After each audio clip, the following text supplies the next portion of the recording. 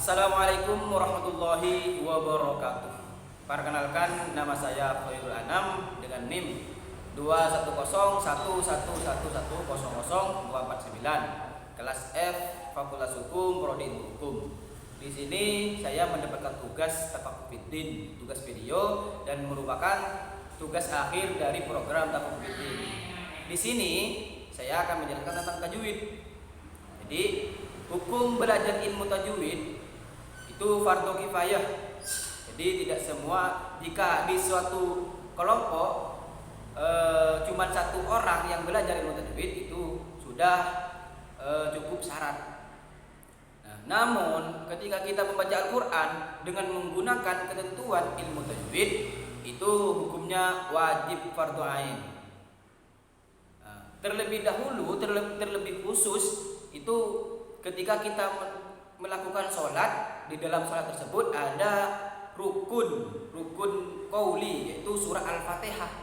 Jadi ketika membaca surah Al-Fatihah, kita harus benar-benar tahu, benar-benar memahami tentang tajwid dan makharijul huruf dalam bacaan surah Al-Fatihah. Ketika membaca surah Al-Fatihah dengan salah, makharijul huruf salah, tajwidnya salah, panjang pendek salah, itu otomatis sholatnya tidak sah dan mendapatkan dosa. Karena kalau makharijul hurufnya salah, tajwidnya salah, itu akan dampak pada makna surat tersebut. Ketika sudah berubah makna, itu sudah dosa, bukan dapat pahala, dosa. Seperti contoh dalam lafaz waladhdallin, itu bukan dibaca waladhdallin, bukan waladhdallin. Dilihat di dalam lafaz lam itu ada tasdidnya. Jadi bacaannya yang benar waladhdallin. Jadi benar-benar waladhdallin, bukan waladhdallin. Yang pertama. Nah, di dalam ilmu tajwid itu pertama itu ada bacaan hukum nun sukun dan tanwin.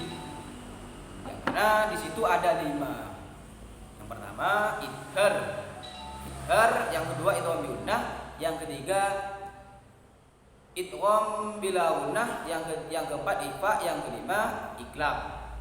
Jadi itu dasar dari ilmu tajwid.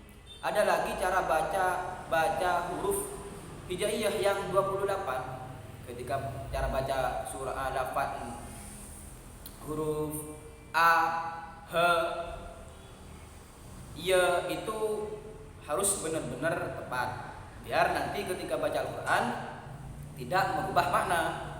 Dan yang lebih dipahami dalam ketika membaca Al-Quran, yaitu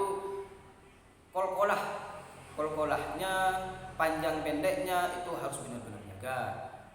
Di sini saya akan memberikan contoh membaca Al-Quran. Saya mengambil surah Al-Fatihah karena surah Al-Fatihah tersebut merupakan salah satu rukun sholat qauli di dalam rukun sholat. Rukun qauli di dalam rukun sholat.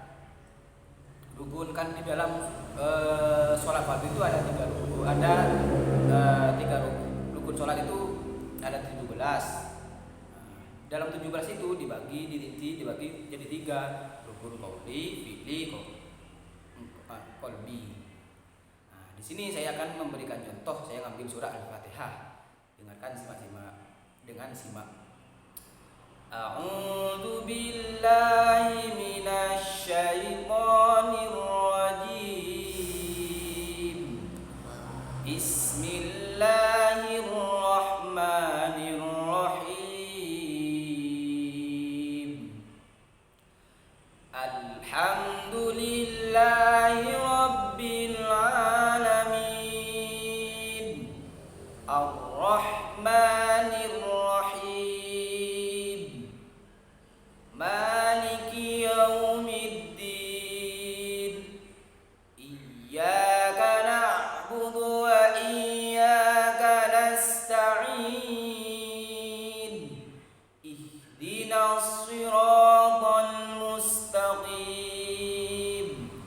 Siratal ladzina an'amta 'alaihim ghairil maghdubi 'alaihim waladdallin.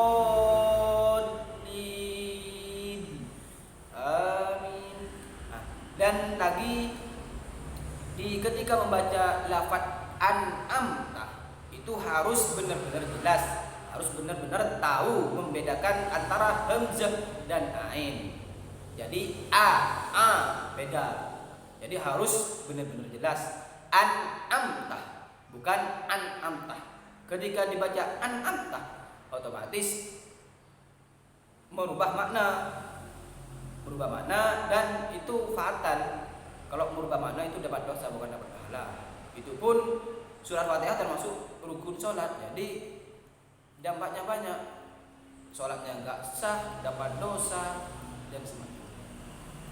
Mungkin hanya itu yang saya bisa jelaskan. Mohon maaf. Wassalamualaikum warahmatullahi wabarakatuh.